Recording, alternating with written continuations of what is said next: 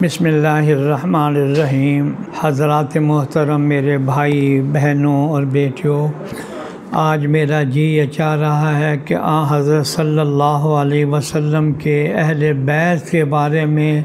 ہمیں قرآن کریم، احادیث اور پھر سب سے بڑھ کر یہ ہے کہ امت مسلمہ کا کیا عقیدہ ہے، اس کے بارے میں چند آپ کو قرآن کی آیات اور احادیث سناتا ہوں۔ پہلی آیت سن لی۔ اللہ تعالیٰ کا ارشاد ہے، قُلْ لَا أَسْأَلُكُمْ عَلَيْهِ أَجْرًا إِلَّا الْمَوَدَّةَ فِي الْقُرْبَى۔ اے پیغمبر کہہ دو کہ میں تم سے اس تبلیغ پر کوئی اجرت نہیں مانگتا، صرف ایک بات کہ میرے رشتہ داری کی محبت جو ہے وہ اپنے دل میں رکھو، مودت فی القربہ، یعنی اہل بیت رضی اللہ عنہم کی سند سے حسن رضی اللہ عنہ کا ارشاد نقل کیا ہے۔ آپ خطبہ دیتے ہوئے فرمایا، بے شک ہم اہل بیت میں سے ہیں جن سے محبت اور مودت اللہ تعالیٰ نے ہر مسلمان پر فرض کر دی ہے۔ لہٰذا حضرات محترم، حضرت صلی اللہ علیہ وسلم کا ارشاد ہے کہ اپنی اولاد کو 3 چیزیں سکھلاؤ۔ نمبر 1، اپنے نبی کریم صلی اللہ علیہ وسلم کی محبت۔ نمبر 2، آپ صلی اللہ علیہ وسلم کے اہل بیت کی محبت۔ اور نمبر 3، قرآن کریم کی تلاوت۔ تو حضرات محترم، جس قدر حضرت صلی اللہ علیہ وسلم کے اہل بیت سے محبت کرنا ہمارے ایمان کا حصہ اور جز ہے، یا اللہ ہماری رگ رگ کے اندر حضرت صلی اللہ علیہ وسلم کے اہل بیت کی عظمت بھی عطا فرما، محبت بھی عطا فرما۔ رسول اللہ صلی اللہ علیہ وسلم نے فرمایا، یہ ترمذی شریف میں ہے، ترجمہ سن لیجئے،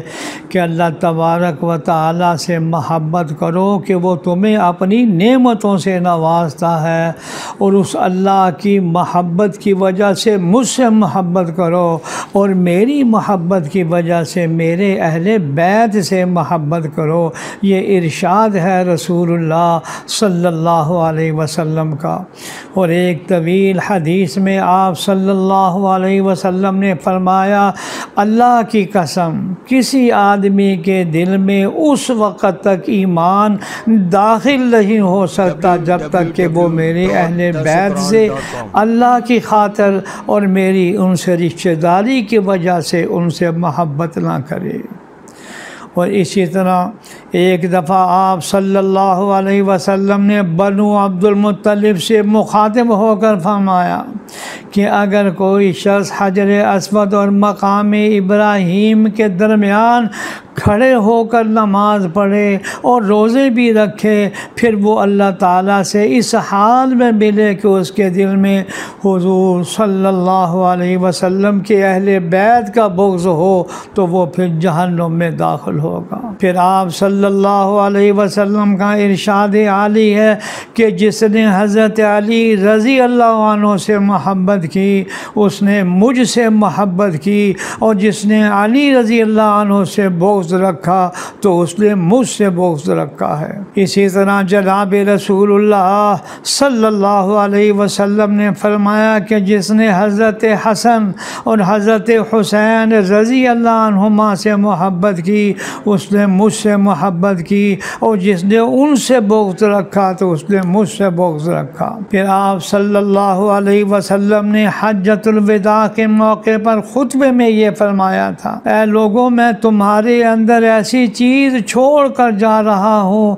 اگر تم اسے تھامے رہو گے تو کبھی گمراہ نہیں ہوگے، اللہ کی کتاب اور میرے اہل بیت۔ ذرا تصور کریں کہ ان حضرات اہل بیت کا ہمارے اوپر ایک حق یہ بھی ہے کہ ان پر درود بھیجیں، اور خود اللہ کے نبی کریم صلی اللہ علیہ وسلم نے ہمیں ان پر درود بھیجنے کا حکم فرمایا ہے، جیسا کہ آپ نے حدیث میں پڑھا بھی ہے، اللہم صلی علی محمد وعلی آل محمد، اے اللہ حضرت محمد صلی اللہ علیہ وسلم پر اور ان کی آل پر رحمت نازل فرما۔ حضرات محترم، اس بات پر ساری امت کا اتفاق ہے کہ صرف اہل بیت کا یہ حق ہے کہ ان پر درود بھیجا جائے اور اس میں کسی کا کوئی اختلاف نہیں۔ اللہ تعالی ہم سب کو اہل بیت کے ان حقوق کی ادائیگی کی توفیق عطا فرمائے، آمین یا رب العالمین۔